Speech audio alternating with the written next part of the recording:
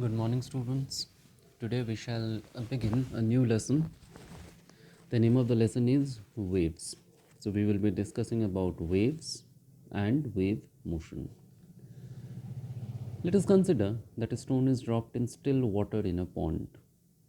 The water ripples or waves spread out on the water surface around the point where the stone hits the water. Now, as you can see in this picture, the water ripples spread away. Now, these ripples spread away in the form of crest and trough. If bits of paper are thrown over the surface of water, it will be seen that they do not travel along with the waves from the point where the stone hits the water surface. The bits of paper only execute up and down motions. It indicates that whereas the waves are formed due to the repeated periodic motion of the water molecules do not move themselves along with the waves. Now, the mechanism of wave propagation on the water surface can be easily explained on the basis of the properties of elasticity and inertia of the medium. Suppose that the stone hits the water surface at point O. The water molecule hit by the stone gets displaced from the point O, which represents its mean position. As it moves downwards with the stone, due to the property of elasticity of the medium, a restoring force starts acting on it. As it moves against the restoring force, its speed goes on decreasing and ultimately it comes to rest on reaching, say, point A. At this position, the energy possessed by the molecule is in the form of its potential energy. Now, at this point A, the restoring force on the molecule is maximum and hence it starts returning back to its mean position. As it does so, its potential energy converts into kinetic energy. But on reaching the mean position O, the molecule overshoots it due to inertia and moves up to the point B till the velocity attained by it at the point O becomes 0. In this manner, molecule of the water executes periodic motion about its mean position due to the properties of elasticity and inertia. The disturbance is communicated to the neighboring molecules of the water, which also begin to execute periodic motions about their mean positions. So we can say that wave is a periodic disturbance produced in a material medium due to the vibratory motion of the particles of the medium.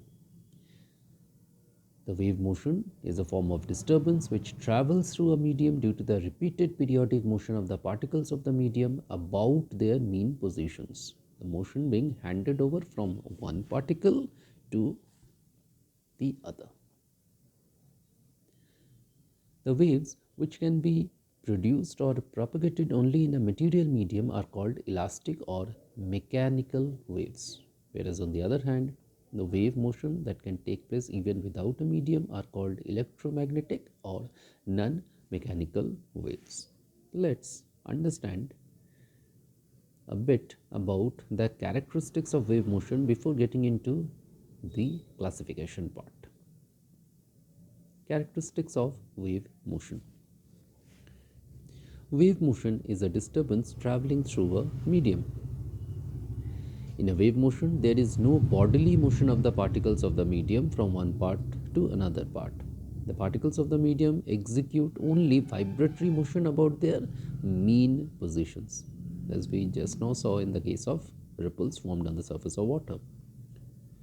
The disturbance from one particle reaches its next neighboring particle a little later, and as the disturbance reaches, it also starts executing vibratory motion about its mean position. The velocity of a vibrating particle of the medium is different at its different positions in a vibration, but the velocity of the wave motion is always constant.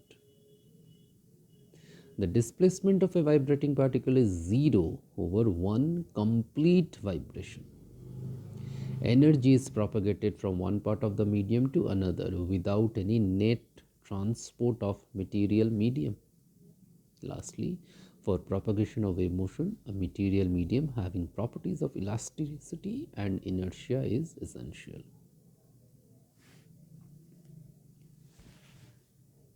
Coming to the classification of waves. Now we can classify waves on the basis of requirement of a material medium for its propagation. So the waves which require a material medium for their propagation are called mechanical waves or elastic waves, because this material medium should possess the important property of elasticity. Whereas on the other hand, there are waves which can propagate even without a medium. So such waves are called non-mechanical waves or electromagnetic waves. For example, light from sun and distant stars reaches us after traveling through vacuum.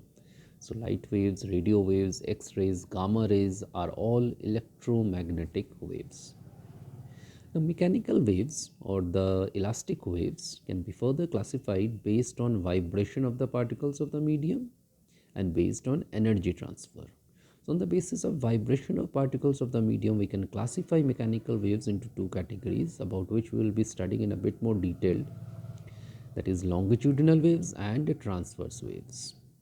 So this classification is on the basis of vibration, the kind of vibration of particles of the medium. And on the other hand, based on energy transfer, we have two more categories: standing waves or stationary waves and progressive waves.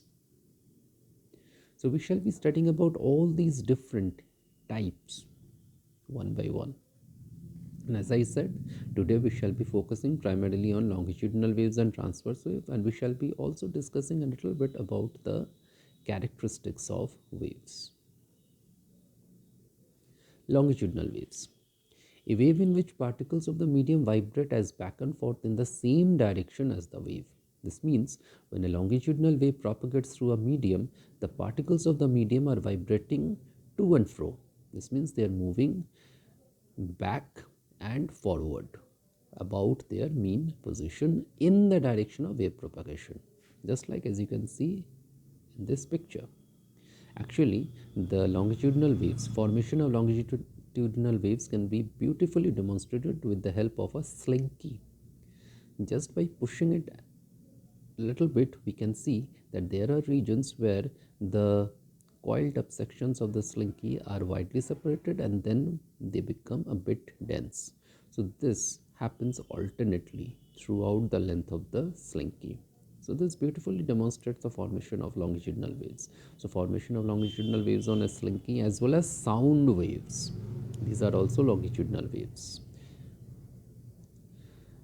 Now when a longitudinal wave propagates through a medium, alternately there are regions where the particles of the medium are widely separated, that is density of the particles of the medium decreases than the normal.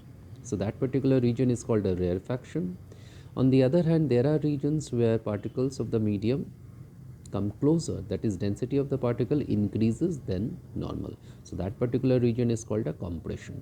So when a longitudinal wave is propagating through a medium, we are having alternately regions of rarefaction and compression, as you can see right now on these two cases. This is the formation of longitudinal waves in a slinky, and this is a very common instrument called a tuning fork. So when a tuning fork is hit against a rubber pad, so that the prongs of the tuning fork start vibrating, then it produces sound. And when this sound wave is propagating through the air, then alternately we are having regions of rarefaction and compression.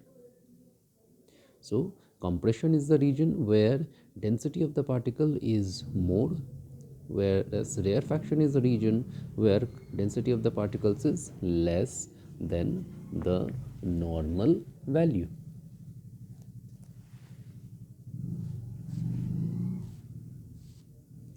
Graphically, we can represent a longitudinal waves in this way. It is a density versus distance graph. So we can see that there are regions where the density is more than normal, so that has been marked as C. So C stands for compression, whereas there are regions where density is less than normal and it has been marked R, so R stands for rarefaction. So alternately we are having compression and rarefaction. So this way we can represent graphically a longitudinal wave. Coming to the next group, transverse waves. When the particles of the medium vibrate about their mean position in a direction perpendicular to the direction of propagation of disturbance, the wave motion is called the transverse wave motion. For example, if a string fixed at one end is given a sudden jerk, a disturbance in the form of a pulse travels along the length of the string. That is, particles of the string vibrate along the direction perpendicular to the direction along which the disturbance travels. The stretched string of a sitar, violin, sonometer, they all execute transverse vibrations. In fact, all electromagnetic waves are also transverse in nature. The ripples formed in water are also a very good example of transverse waves. Similarly, once again with the help of a slinky, we can create a transverse wave. Just like in the case of longitudinal waves, we had compressions and rarefactions. Similarly, in case of transverse waves, we are having crest and trough. A crest is a portion of the medium which is highly raised above the normal positions of the particles of the medium when a transverse wave passes through it. Whereas, on the other hand, a trough is a portion of the medium which is highly depressed below the normal positions of the rest of the particles of the medium when a transverse wave passes through it. So alternately we are having crests and troughs. The elevated portions are the crest, while as the depressed portions are the troughs.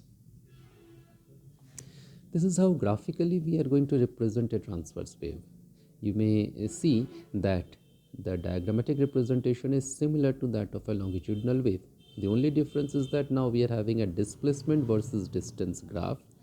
The crest represents the positive displacement above the mean position, whereas the trough represents the negative displacement of the particles of the medium about the mean position.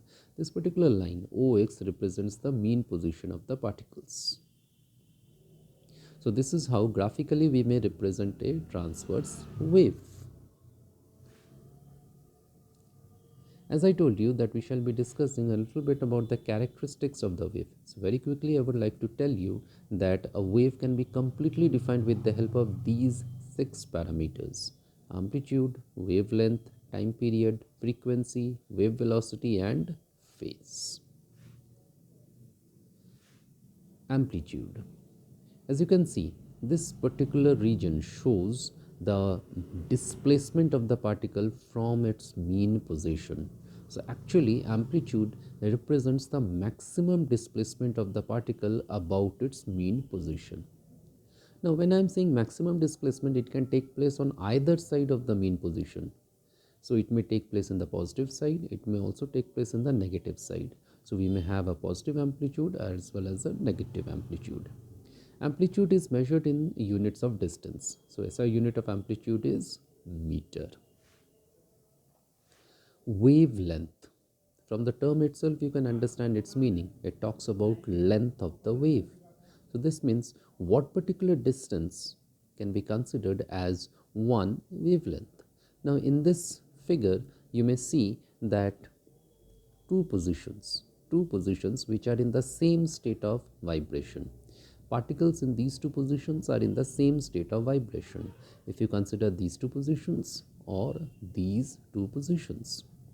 So the minimum distance in which the particle comes in the same state of vibration, or we may say that the wave repeats itself, isn't it? Like if you consider this particular point and this particular point, in this point the wave is traveling up. Again, coming to this point, the wave is traveling up. So distance between this point and this point may be considered as one wavelength. So the minimum distance in which the particles come in the same state of vibration, or the minimum distance in which the wave repeats itself is called wavelength. Now we represent wavelength with a Greek symbol lambda, and since we are talking about length, so obviously the unit for wavelength is also meter. Time period. The time taken to complete one wave, or we can say that the time taken to complete one wave cycle, the time taken to complete one vibration is called time period. We usually represent time period with the capital alphabet T, and the SI unit of time period is second. Frequency. Number of waves, number of complete waves produced in 1 second, that is called frequency. Number of waves produced per second in the medium. Now it is denoted by the alphabet F or nu. So we may have F equal to 1 upon T, that is 1 by time period, or we may also write nu to be equal to 1 by T. The SI unit for frequency is Hertz, written as Hz. As you can see in this picture, we are having two situations. The difference between these two situations is the number of waves. Both are having the same amplitude, but over a given time period, you can see in the first case number of waves is more, so we are having high frequency, whereas in the second case we are having lesser number of waves, so it represents low frequency.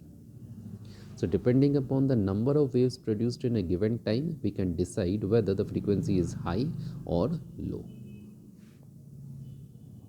Wave velocity. The distance traveled by the wave in 1 second. It is called wave velocity, and obviously it is measured in meter per second. So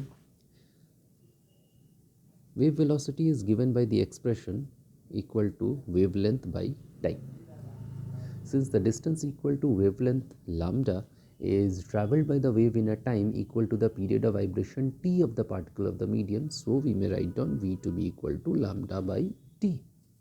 Now as frequency is equal to 1 by t, as we have already seen, so in place of 1 upon t we may replace it with f, so we are having one more expression for v, that is equal to lambda into f, or we may also write down v to be equal to lambda into nu, as nu is also a symbol for frequency. So we are having two different expressions for velocity of wave. We shall be discussing about the remaining topics from this concept of wave motion in the next video lesson.